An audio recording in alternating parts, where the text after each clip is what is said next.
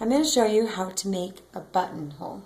The first thing you need to do is thread your bobbin case so that the thread now goes up through this little finger, and then you'll thread it normally after that. That just adds a little bit more tension to your thread as you're doing this stitch. Alright, the other thing you need to do is change your presser foot to number 3. And then we're going to hit the buttonhole button, and it says on the screen that we need to change it to a number 3. So we've already done that. Okay, now we need to measure our button. So the formula to measure your button is the diameter of your button plus the thickness of your button. So I would measure the diameter of my button, and then I would add the thickness, which is 1/8 of an inch. So that is how long I'm going to measure for my buttonhole. So on your fabric, you always want to put a piece of interfacing where your buttonhole is going to go. And then I just drew a line the same distance as the diameter plus the thickness of my button onto my fabric.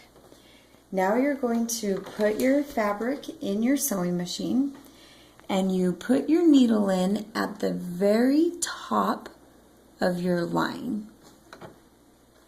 And then you put your presser foot down, and we're going to sew until we get to the very bottom of your line. And this presser foot is good because it has a big hole in the middle of it, and so it helps you to be able to see your line better as you're getting to the bottom of it. So we're just going to sew. You don't need to back stitch.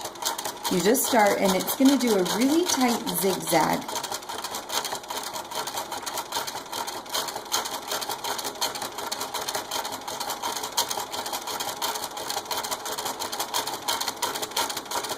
And then when I'm getting close, I'm just going to peek and check for the bottom of my line, so you can slow down to make sure you're not going to pass it. Okay, so I'm getting close. I'm going to go slower. All right, you want to make sure you're right at the very bottom of your line. As soon as you get to the bottom of your line, you're going to tap your reverse button. And now push on your pedal, and my machine's going to start to go up, this time in just a straight stitch. Now again, you have to watch until you get to the very top of your line. You want to make sure you're exactly to the top of your line where you started stitching. So I'm getting close. I'm going to start to slow down. All right, I'm right at the top, so I'm going to stop and tap my reverse button again. And now I'm going to push on the pedal, and it's going to do what's called a bar tack across the top, and then it's going to start to sew down.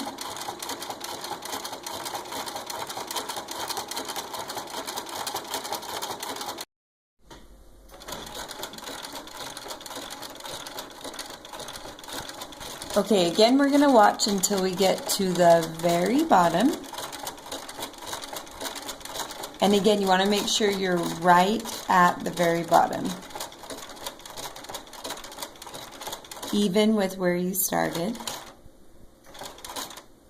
Okay, so now that I'm there, I'm going to tap the reverse button one last time, and it's going to do a bar tack at the bottom.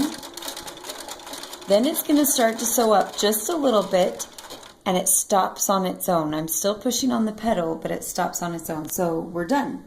Lift the presser foot, pull this out, trim it right here, and this is your buttonhole. But now you need to open up your buttonhole. So the way that you do that is you're going to use a seam ripper. And I like to take a pin and put it at the very top of my buttonhole and start in the middle. You don't have to do that, it's optional. And slide your seam ripper up. The reason why I like to put a pin right there is sometimes if you push too hard, you'll slide right through and then cut through your stitches right there. And then flip it over. Oh, if my pin will go in. Stick your pin through here. And then just slide your seam ripper up this way through your buttonhole.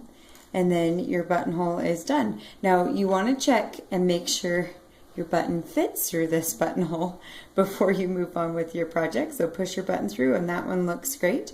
And then you would trim your threads on the top and on the back. Now, if you've done this wrong, you either need to unpick your buttonhole, which is a pain, but you can do that before you open it. You'd want to unpick it if you made a mistake, or restart on a new piece of fabric.